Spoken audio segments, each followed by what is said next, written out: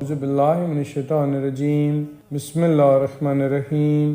اور جب عیسیٰ ان کے پاس معجزات لے کر آئے تو انہوں نے کہا کہ میں تمہارے پاس حکمت لے کر آیا ہوں، اور اس لیے کہ بعض ان مسائل کی وضاحت کر دوں جن میں تمہارے درمیان اختلاف ہے، لہذا خدا سے ڈرو اور میری اطاعت کرو۔ اللہ ہی میرا اور تمہارا پروردگار ہے، اور اسی کی عبادت کرو کہ یہی صراط مستقیم ہے۔ تو اقوام نے آپس میں اختلاف شروع کر دیا۔ افسوس ان کے حال پر ہے کہ جنہوں نے ظلم کیا کہ ان کے لیے دردناک دن کا عذاب ہے۔ کیا یہ لوگ صرف اس بات کا انتظار کر رہے ہیں کہ اچانک قیامت آ جائے اور انہیں اس کا شعور بھی نہ ہو سکے؟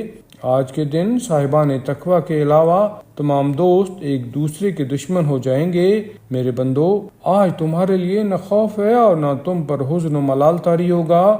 یہی وہ لوگ ہیں جنہوں نے ہماری نشانیوں پر ایمان قبول کیا ہے اور ہمارے اطاعت گزار ہو گئے ہیں۔ اب تم سب اپنی بیویوں سمیت اعزاز و احترام کے ساتھ جنت میں داخل ہو جاؤ۔ ان کے گرد سونے کی رکابیوں اور پیالوں کا دور چلے گا، اور وہاں ان کے لیے وہ تمام چیزیں ہوں گی جن کی دل میں خواہش ہو اور جو آنکھوں کو بھلی لگیں، اور تم اس میں ہمیشہ رہنے والے ہو۔ اور یہی وہ جنت ہے جس کا تمہیں ان اعمال کی بنا پر وارث بنایا گیا ہے جو تم انجام دیا کرتے تھے۔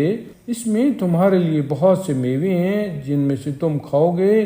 بے شک مجرمین عذاب جہنم میں ہمیشہ رہنے والے ہیں، ان سے عذاب منقطع نہیں ہوگا، اور وہ مایوسی کے عالم میں وہاں رہیں گے۔ اور ہم نے ان پر کوئی ظلم نہیں کیا ہے، یہ تو خود ہی اپنے اوپر ظلم کرنے والے تھے۔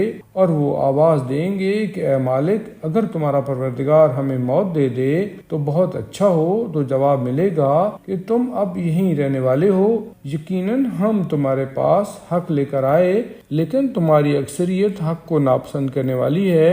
کیا انہوں نے کسی بات کا محکم ارادہ کر لیا ہے تو ہم بھی یہ کام جانتے ہیں، یا ان کا خیال یہ ہے کہ ہم ان کے راز اور خفیہ باتوں کو نہیں سن سکتے ہیں؟ تو ہم کیا، ہمارے نمائندے سب کچھ لکھ رہے ہیں۔ آپ کہہ دیجئے کہ اگر رحمان کا کوئی فرزند ہوتا تو میں سب سے پہلا عبادت گزار ہوں۔ وہ آسمان و زمین اور عرش کا مالک ان کی باتوں سے پاک و منزہ ہے۔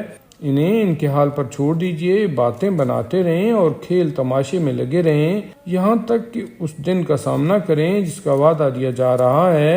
اور وہی وہ ہے جو آسمان میں بھی خدا ہے اور زمین میں بھی خدا ہے، اور وہ صاحب حکمت بھی ہے اور ہر شے سے باخبر بھی ہے۔ اور بابرکت ہے وہ جس کے لیے آسمان و زمین اور اس کے مابین کا ملک ہے، اور اسی کے پاس قیامت کا بھی علم ہے، اور اسی کی طرف تم سب واپس کیے جاؤ گے۔